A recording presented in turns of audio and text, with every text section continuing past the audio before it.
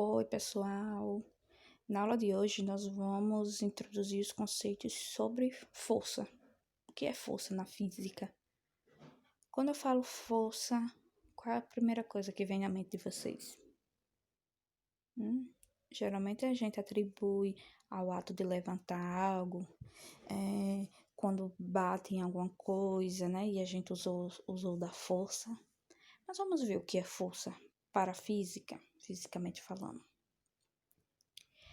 A gente estuda a força numa parte da física que nós chamamos de dinâmica, que ela já é uma ramificação da mecânica, que estuda as causas de movimento de um corpo. Então, a gente sabe que corpos se movimentam. E movimento nós estudamos dentro da mecânica. E a dinâmica é que vai nos dizer claramente o que causa esses movimentos. Estas causas estão relacionadas às forças que atuam sobre ele. Dessa maneira, o conceito de força é de fundamental importância no estudo da dinâmica. A força é a base da dinâmica, né? Vocês vão entender agora. Por quê? O que é força? Olha só. Tomemos um corpo inicialmente em repouso. Esse corpo jamais conseguirá sair do estado de repouso, a menos que receba a ação de uma força, correto? Vamos lá, peguem aí um copo e coloquem aí em cima da mesa. Se você deixar ele ali paradinho, ali ele vai estar em repouso, né? Paradinho. Mas se por acaso você der um empurrãozinho com a mão, o que vai acontecer? Esse copo vai se movimentar, né? Ele recebeu a ação de uma força e houve um movimento, né? Um corpo sozinho não exerce força sobre si mesmo. Logo, força é o fruto da interação entre dois ou mais corpos, né? Então, para haver força, nós precisamos de pelo menos dois corpos interagindo entre si, certo? Como no exemplo, o copo inicialmente em repouso, eu fui com minha mão, apliquei uma força, né? A minha mão e o copo, dois corpos, eles interagiram. E quando eu apliquei essa força no copo, ocorreu o movimento. É importante lembrar que a grandeza física força é uma grandeza vetorial, certo? Ela sempre vai ser simbolizada por essa setinha aqui, ó, em cima do F ou do que tiver representando a força. Ela é uma grandeza vetorial. Isto é, para caracterizá-la, precisamos definir sua intensidade, sua direção e seu sentido. Para uma grandeza ser vetorial, ela precisa ter essas três dimensões: intensidade, direção e sentido, certo? Quando analisarmos uma força no corpo, usamos um vetor, como eu falei, seta, né? Queremos simbolizar a ação que ele está sofrendo de um outro corpo. Logo, o número de forças que um corpo recebe está associado ao número de interações a quais ele participa. Certo? Então, lembrando que a força é uma grandeza vetorial, ela possui intensidade, direção e sentido. Vamos entender aqui nessa imagem. É um balde sendo puxado para cima por uma força, né? Qual o sentido da força para cima, pois a mão está puxando, né? A intensidade é o tanto de força que esse indivíduo está colocando. E a direção é se ele está indo para a direita, para a esquerda, a gente sabe que ele está puxando para cima, mas ao mesmo tempo ele pode estar se movimentando, né? Isso, então a gente diz que isso aí é uma grandeza vetorial, né? Ela possui essas três características. Alguns efeitos da força. Podemos reconhecer a existência de forças pelos efeitos que produzem quando aplicamos em um corpo. Quando a gente aplica determinada força em um corpo, ela tem alguns efeitos. Um deles é a deformação. O que é essa deformação? A gente vê nitidamente quando a gente aplica uma força em um corpo, esse corpo ele tende a deformar, a mudar a sua aparência. Por exemplo, não vou dar nem o exemplo que está aparecendo aí na tela. Uma cama elástica. Quando a gente pula numa cama elástica, o que acontece? Quando o pé toca na lona. Essa lona deforma, ela baixa, né? E quando nós saímos dessa cama elástica, ela volta ao normal. Então, a gente diz aí que foi uma deformação temporária. Mas se a gente aplicar uma força numa latinha de refrigerante vazia, se a gente apertar, o que vai acontecer? Ela vai deformar, não é? Ela já não vai estar com o seu formato original. Só que acontece agora, diferente da cama elástica, que essa deformação é permanente, certo? nós temos aqui alguns tipos de deformações. Atração, que é simbolizada por essa primeira imagem. Compressão. Torção e flexão. São todos nomes bem comuns e seus significados, né? Esses são alguns tipos de deformação. Outro efeito da força é a alteração da velocidade.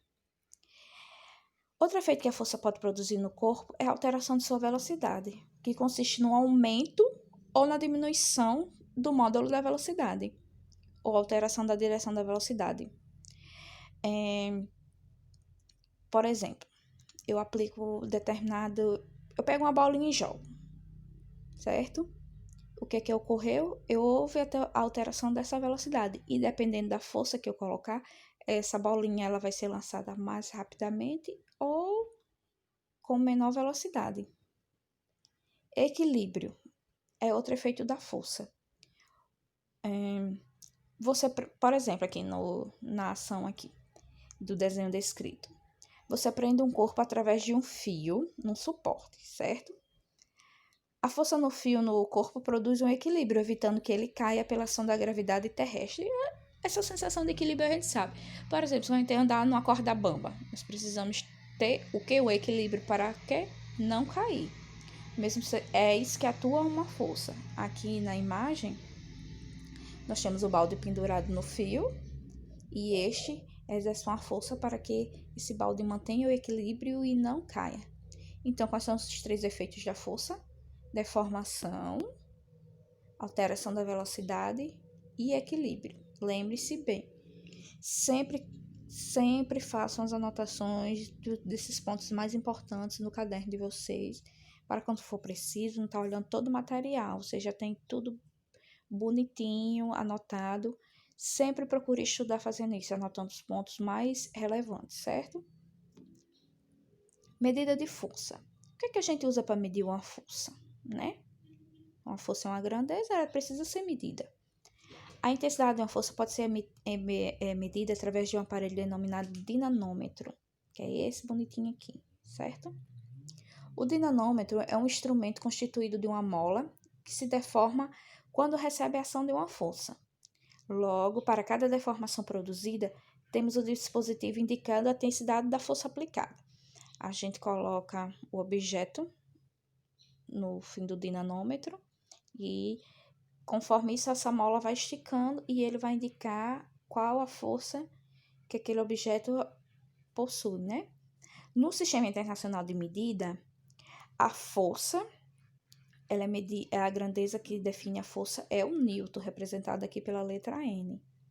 Mas também, eventualmente, se utiliza quilograma-força, certo? Mas nós vamos utilizar o que o Sistema Internacional de Medida usa, que é o Newton.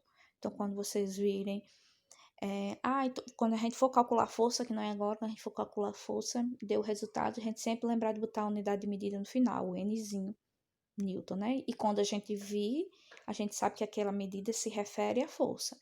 Toda vida que você vê kg, você sabe que é quilo, km, você sabe que é quilômetro, quando você vir Newton, você vai saber que se trata de força, ok? Vamos falar de alguns tipos de força, certo? As forças trocadas entre os corpos podem ser de contato quando um corpo toca no outro, né? Ou de campo, quando ocorre essa ação à distância. Destacamos a seguir as orientações, direções e sentido de algumas dessas forças. Vamos lá. Força-peso. Denomina-se força-peso a força de campo gravitacional que a Terra exerce sobre qualquer objeto colocado próximo à sua superfície. Ela tem direção vertical e sentido para baixo. Olha aqui na imagem. Uma árvorezinha. A gente vê o que? O pezinho aqui e a seta está indicando para baixo, que esse P significa força-peso. Se força-peso é uma força em relação à gravidade, e a gente sabe que na Terra é a gravidade que nos faz ficar no solo, então essa força sempre tem direção para baixo, né? Para o centro da Terra. Essa é a força-peso, é a força do campo gravitacional, não só da Terra, mas de qualquer planeta, objeto celeste. Cada um tem o seu campo gravitacional e todos são determinados pela força-peso. E por falar em peso, a gente tem que entender a diferença entre peso e massa. Muita gente se confunde, e que é normal, né? Mas fisicamente, cientificamente falando, o que é peso, o que é massa? Peso, eu acabei de dizer, é uma força, né? Uma força que vai depender do meu campo gravitacional. E massa é uma unidade de medida, é aquilo que eu encontro quando eu subo numa balança, por exemplo. Se eu subir na balança, vai estar lá 50 quilos, esse é o valor da minha massa, não é o valor do meu peso. O meu peso vai depender do planeta, do corpo celeste em que eu me encontro, certo? E aí não vai calcular agora, mas mais para frente vocês vão ver. Se eu estou num planeta em que o campo gravitacional é maior, logo meu peso vai ser maior. Se eu estou num planeta em que o campo gravitacional é menor, logo meu peso se tornará menor. E se eu viajar para esses dois planetas, né? Terra e Lua, por exemplo. A Terra, o campo gravitacional é bem maior, é 9,8. Já na Lua é 1,6, mais ou menos. Então, onde é que eu vou ter o peso maior?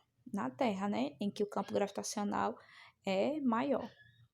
Pra vocês entenderem essa diferença entre peso e massa. Peso é uma força e massa é uma grandeza que mede, que a gente consegue subindo na balança, ok?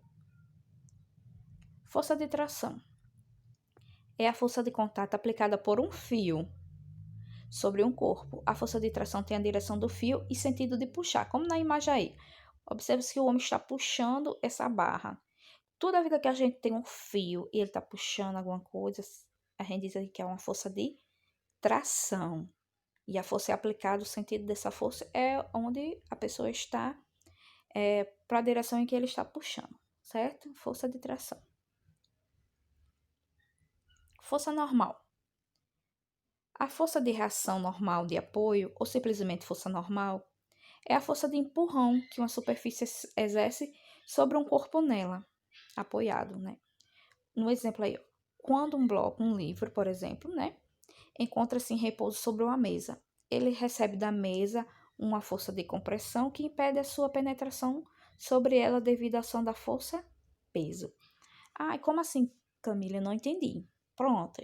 É mais ou menos por essa força que a gente não atravessa paredes, certo? A gente não se transforma num mutante e alguma coisa do tipo. Eu coloquei o livro aqui sobre a mesa.